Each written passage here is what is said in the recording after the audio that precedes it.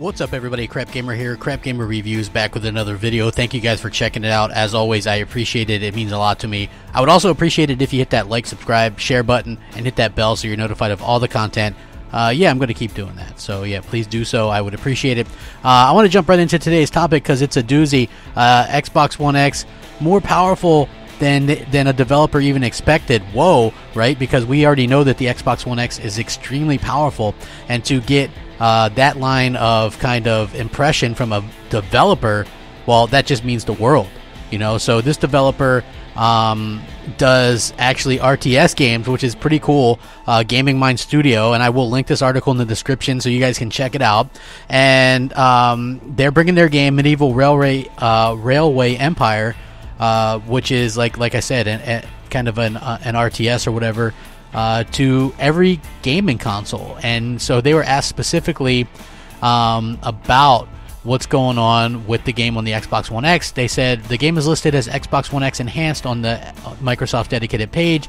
Can you share your impressions on this newly released console as a developer and the technical specs of Railway Empire running on the hardware? And they said, Microsoft sent us development kit for the Xbox One X very quickly, so we were able to add support in time for release. Truthfully, the hardware was even more powerful than we expected. For the high-end PC version, we added native 4K support, including a high DPI user interface and high detail textures for most objects. On Xbox One X, we were able to implement all of this, rendering 3D scenes in native 4K with our maximum quality anti-alias solution at 30 frames per second. So we are very, very happy with the results. So that is awesome. That is incredible to hear. They were able to get it running on the PS4 Pro as well, but they had to reduce the GPU load since it's not obviously as powerful as the Xbox One X, which is, you know, pretty damn obvious. So I mean, that's pretty cool. So it's good to hear that the developer is actually more impressed with the Xbox One X than actually, you know, than they let on, you know, because everybody should have been impressed and expecting a lot from the Xbox One X because this thing has been a beast.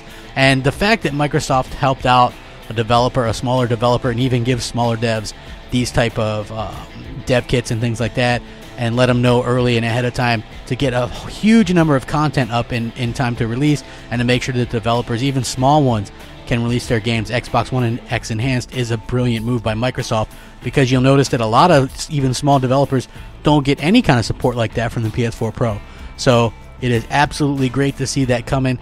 More powerful than they even thought. Think about that for a second, right? When was the last time we've heard developers talk about how powerful a console was, or how it was possibly more powerful than what they even imagined or thought? I think this really goes in the line what Microsoft thought ahead when they developed the idea for the Xbox One X, and just what it meant for each of us as gamers.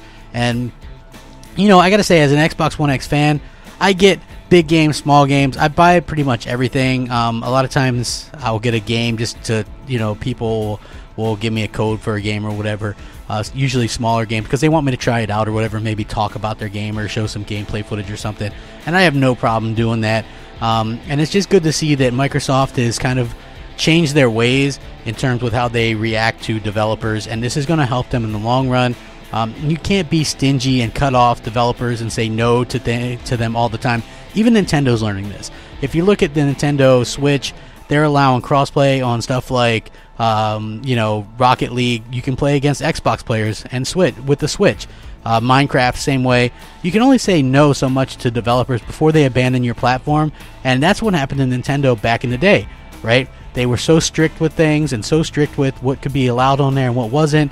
And then what happened was developers decided to kind of avoid it. And then, you know, obviously, you know, using cartridges in a CD-based era didn't help them gain any third-party developers. But Microsoft learned quicker than any other company from their mistakes. I mean, literally within the same generation, fixed every problem that they had. Every problem that somebody had with the Xbox One, they fixed within that generation. And that is something that you never see in today's age of gaming. You never see that. So as far as I'm concerned, having developers talk up the Xbox One X as more powerful than they thought, Microsoft went to developers, got what they wanted. They asked developers what did they want out of, you know, the software, out of the SDK, out of the hardware, and they got exactly what they asked for, and made a super easy to develop for a platform that's very powerful, and that is amazing. I would love to hear your guys' thoughts. Once again, please check out the article. It explains everything. Thanks for watching. Have a great night. Rack 'em up. Crapgamer out.